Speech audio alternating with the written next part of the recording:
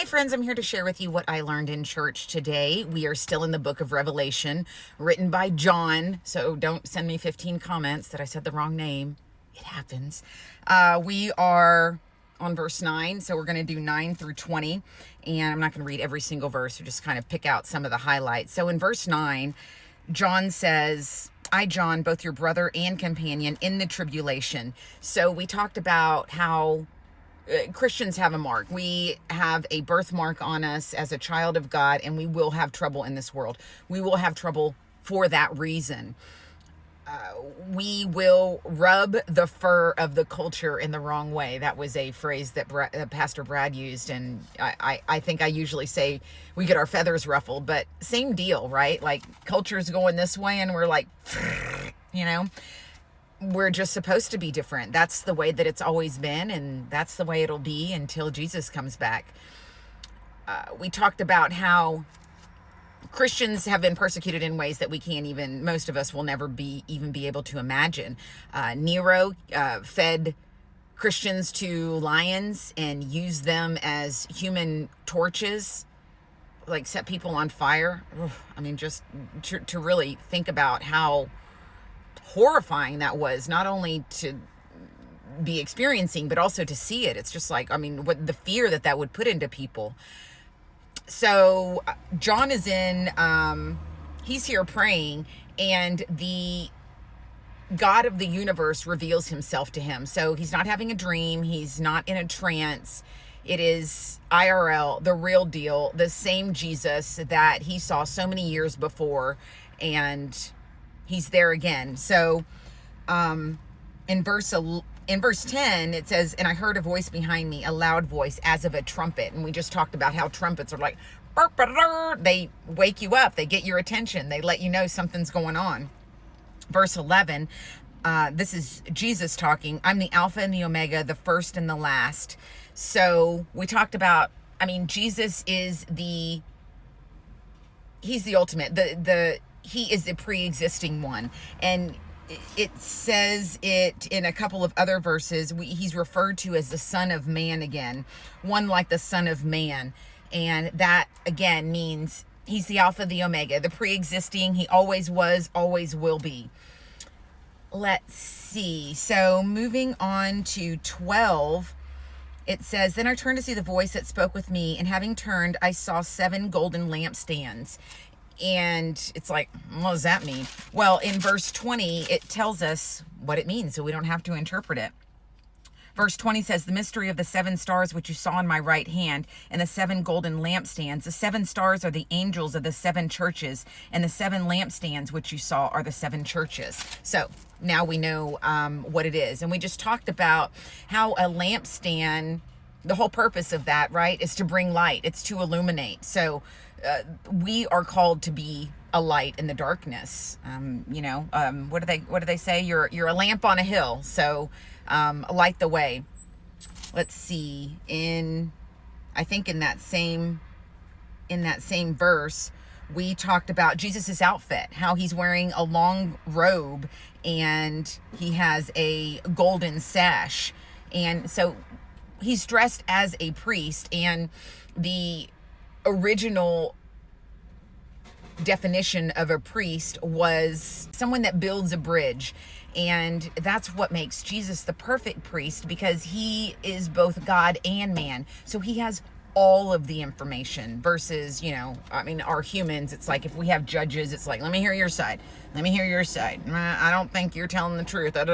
So we have limited information, and that's why no human is ever supposed to be a judge, because we don't have all the information. We don't know what raw materials people started off with. We don't know what they've been through. We just don't know what kind of turmoil is going on. So it's a really good reminder for me, and I think just really hard for a lot of us.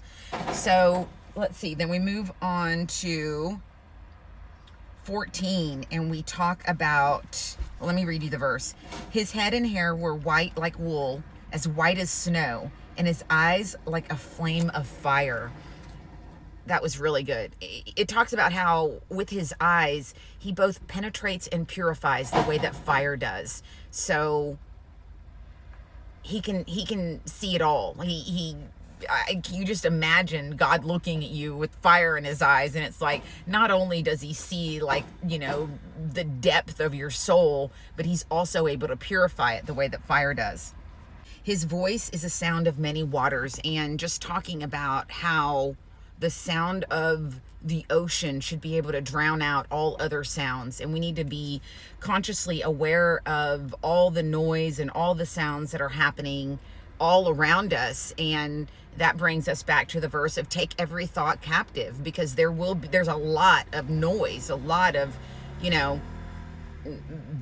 bad theology, bad ideas, things that sound right but they're not, man's own interpretation of what he thinks should be right, but we're just people and God's God, and we need to see what God says about God. And it talks about he had in his right hand 7 swords, out of his mouth went a sharp 2-edged sword, and his countenance was like the sun shining in its strength. Like, wow, like imagine looking at the sun, just all the power that we think is like the sun. I mean, that's the best human words that we have to describe what it was to look at Jesus. And we talked about the